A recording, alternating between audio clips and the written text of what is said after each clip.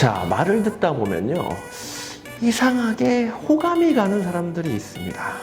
마치 저처럼요. 자, 그런데 그 호감을 주면서 말하는 사람들에게 비법이 있다고 합니다. 그 비법을 오늘 쇼피치에서 확인해 보시길 바라겠습니다. 스피치는 쇼다. 쇼피치.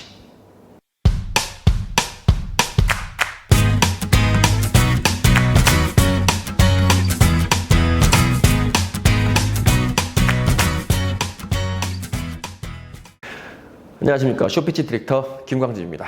자, 오늘은 호감을 주는 스피치에 대해서 이야기를 좀 해보도록 하겠습니다. 자, 그런데요, 호감을 주는 스피치에는 법칙이 하나 있습니다. 자, 어떤 법칙이냐고요? 바로 메라비언의 법칙이라는 건데요. 자, UCLA 대학 앨버트 메라비언 교수는요, 이렇게 말했습니다. 사람에게 좋은 인상을 주거나 호감을 주는 데는 언어적인 요소가 7%, 청각적인 요소가 38%, 그리고 시각적인 요소가 55% 영향을 준다고 이야기를 했습니다. 이 이야기는 결국 언어적인 요소보다는 비언어적인 요소가 상대방에게 좋은 인상을 주거나 호감을 주는데 중요하다는 사실인 거죠. 자, 그럼 그 비언어적인 요소는 어떤 것들이 있냐? 자, 청각, 목소리, 그다음에 목소리 톤, 그다음에 시각에는 자세, 표정, 제스처, 이런 것들, 에티튜드, 그 자세죠. 그런 것들이 있습니다. 이런 것들이 굉장히 중요하다. 다시 말하면요, 결국 좋은 말하기, 좋은 스피치를 할 때는 언어보다는 풍부한 표현력이 있어야 호감을 줄 수가 있습니다. 자, 그리고 여기서 또 놀라운 사실이 하나 또 있죠. 언어적인 표현은요, 비언어적인 표현 방식에 따라서 뜻이 완전히 달라지는 경우도 있습니다. 예를 들어서 이런 거 있겠죠. 사랑해. 사랑해. 사랑해.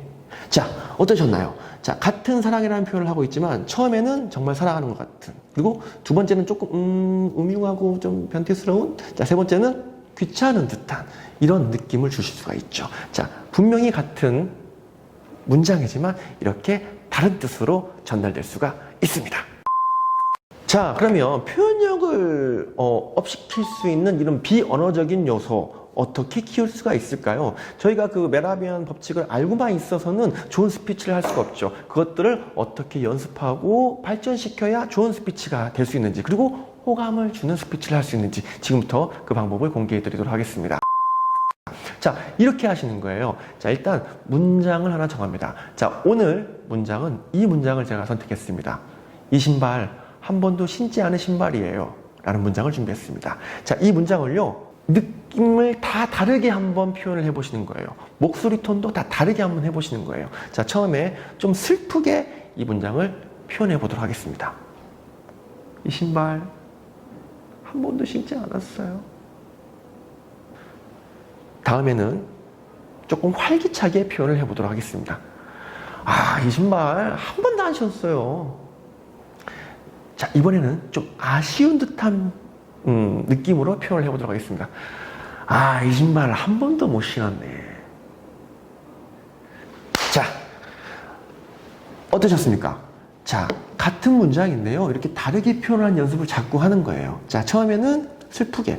자, 첫 번째 내용은요, 왠지 이 신발을 누군가 신었어야 되는데 못 신었던 뭔가 사연이 있을 것 같은, 슬픈 사연이 있을 것 같은 그런 느낌.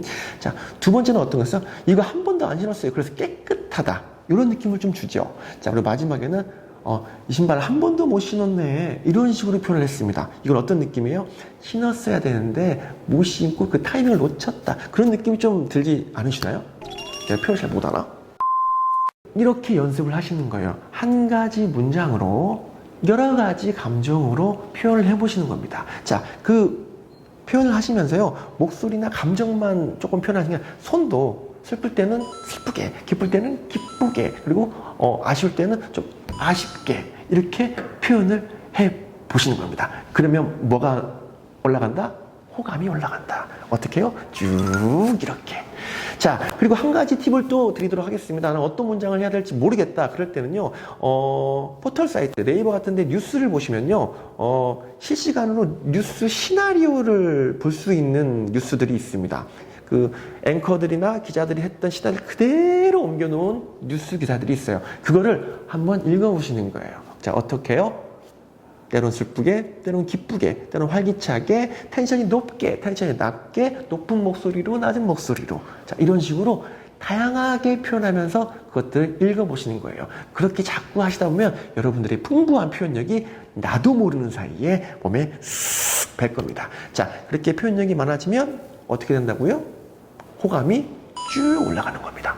자, 이제는요, 평상시에 말하면서 호감을 주는 사람들이 어떻게 표현하고 있는지, 그리고 어떤 표정으로 어떤 자세로 이야기를 하는지 유심히 보는 것도, 벤치마킹 하시는 것도 굉장히 중요하지 않나라는 생각을 합니다. 자, 오늘 쇼피치 표현력을 높여서 호감을 높이는 방법에 대해서 이야기를 나눠봤습니다.